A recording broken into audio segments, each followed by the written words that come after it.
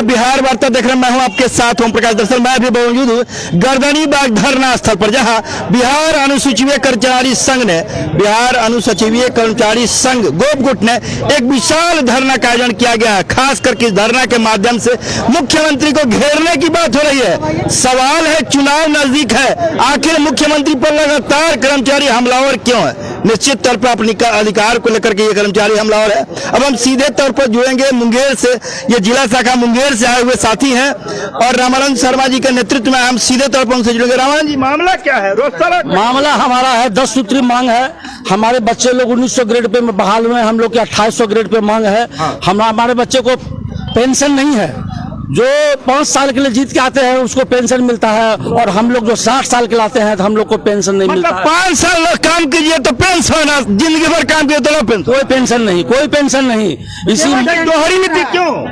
ये सरकार की नीति है, सरकार की डबल इंजन की सरकार है बिहार। डबल इंजन की सरकार है, लेकिन आप तो देख रहे हैं, आप भी बिहार के वासी हैं, हम भी बिहार के वासी हैं। न्याय के साथ विकास की बात होती है। कोई विकास नहीं। क्या विकास होगा? जब हमारा विकास नहीं होगा तो औरों का क्या विकास होगा? जब हम इतना पानी पड़ रहा है, लगातार वर्षा हो रही है, उसके बावजूद आप सड़क पर उतर गए हैं, तो क्या करें? जब पेट में आग लगता है तो कहीं भी उतरना पड़ता है। क्या कहेंगे? आखिर समस्या क्यों आ रही है? समस्या आ रही है कि हम लोगों का वेतन बहुत ही न्यूनतम स्तर पर रखा गया, जिनको कि 2800 ग्रेड पे मिनिमम होना चाहिए। और हमारी बहुत सारे मांगे हैं, 10 सूत्री मांगे जिसमें प्रमुख है। और हमारे मांगे एक और ये भी है कि पद सौंपन होना चाहिए।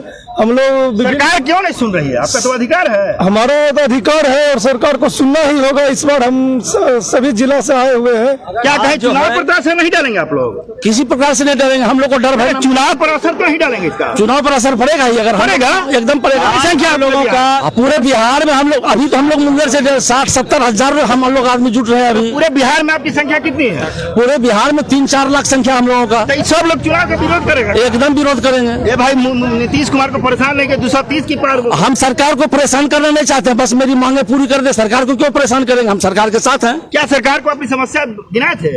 एकदम सरकार की संख्या गिना है। सरकार ने क्या कहा था? सरकार मांगे देने के लिए देगी, वो कटिबद्ध है देने के लिए देगी, लेकिन थोड़ा सा परिश्रम करना होगा हम लोग को।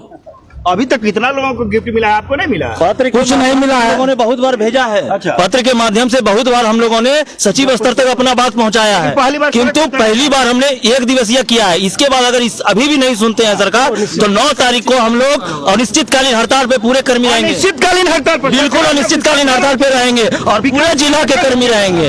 अरे विकास का चक्कर रोकिए। विकास का चक्कर तो रोकेगा, हमारा ही नहीं है। पूरे बिहार में समाहरणालय, अनुमंडल, अंचल, ब्लॉक सब बंद हो जाएगा। ठप कर दीजिएगा। सब एकदम ठप हो जाएगा। काम नहीं करेगा, क्लर्क ही सब काम करेगा। चुनाव करवाइएगा। चुनाव कैसे करवाइएगा? हम लोग रात भर हम लोग संडे को भी ड्यूटी करते हैं चुनाव में, लेकिन हम लोगों के वेतन के प्रति सरकार का बिल्कुल नजर नहीं ध्यान देती। मतलब न्याय नहीं हो रहा? बिल्कुल नहीं हो रहा है। हम लोग गरीब तबके का काम देखते हैं। क्या करेंगे?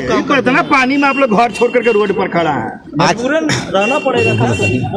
बाहर निकलेंगे तभी अपनी समस्याओं से रूबरू कराएंगे। अंतिम क्या निर्णय लिया आप लोग? अंतिम निर्णय लिया है, अगर सरकार नहीं सुनेगी तो हम लोग 9 तारीख से हड़ताल पर जाएंगे। इन्होंने साफ तौर पर कहा कि सरकार नहीं सुनी तो 9 अगस्त से लगातार ये अनिश्चितकालीन में जाएंगे। चलिए, तो अब हम सिवान जिला से चलिए और साथी आए हुए हैं। लगता है कि बिहार अनुसूचित कर्मचारी संघ सिवान की धरती से, डॉक्टर राजेंद्र प्रसाद की धरती से, चलिए हम इन लोगों से जुड़ेंगे। भाई, डॉक्टर राजेंद्र प्रसाद की धरती से आया है। देश के पहले राष्ट्रपति ने कहीं नहीं, सिवान से ही वो आए थे, और खास करके इन लोगों को भी आज सड़कों पर उतरना पड़ा है। बड़ा दुर्भाग्य है।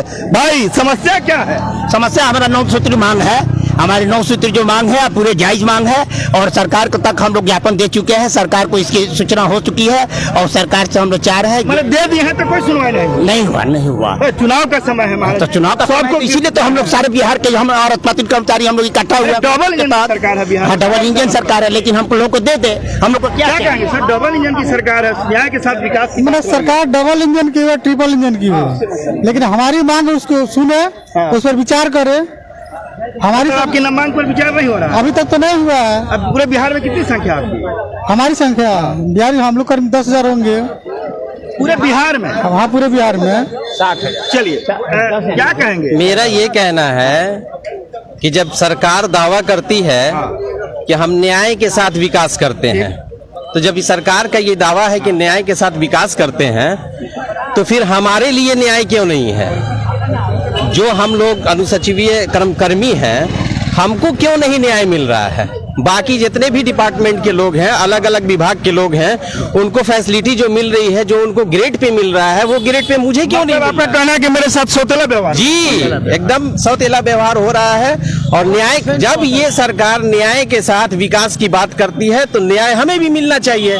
और हम कोई ऐसी बात नहीं कर रहे हैं जो सरकार जो मांग रहे हैं वो आपका एकदम राइट है, कोई अलग से नहीं मांग रहे हैं। हम ये कह रहे हैं कि जो दूसरे लोगों को दिया जा रहा है वो हमें भी दिया। चुनाव का समय है, चुनाव के समय लगातार आप लोग सरकार को परेशान कर रहे हैं। नीतीश कुमार की एनडीए सरकार कर रही है 230 पार 2025 में।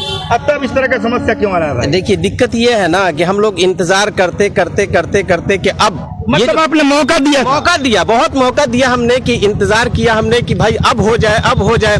चूंकि ये सरकार बार बार दावा करती है कि हम न्याय के साथ विकास करते हैं, और डबल इंजन की सरकार है और न्याय के साथ विकास करते हैं, बार बार ये दावा करती है। तो हमने सरकार को पूरा मौका दिया कि आप हमारे समस्याओं को सुनिए। सवाल है कि केंद्र सरकार लगातार विशेष पैकेज के तहत कई हजार करोड़, प्रधानमंत्री जब आ रहा है तो हजार करोड़ का मतलब पूरा लिफाफा देके जा रहा है, तब समस्या क्या दिक्कत है? सारी चीजें हो रही हैं, हमको क्यों छोड़ दिया जा रहा है?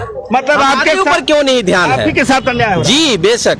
तो आपने साफ तौर सुना कि बिहार अनुसूचित कर्मचारी संघ जो कि सिवान की से पहुंची है, लगातार लोगों का आनी जा रही है, पूरे बिहार से लोग आएंगे, लेकिन क्रमबद्ध जिस तरह से आ रहे लोग इस भारी बारिश में, आपको मालूम होगा सरकार का तंत्र करीब सब डूबा हुआ है, उसके बावजूद ये लोग सड़कों पर हैं अपने अधिकार को लेकर। आखिर देखना होगा कि नीतीश कुमार इनके अधिकार को लेकर कितना संजीदा है।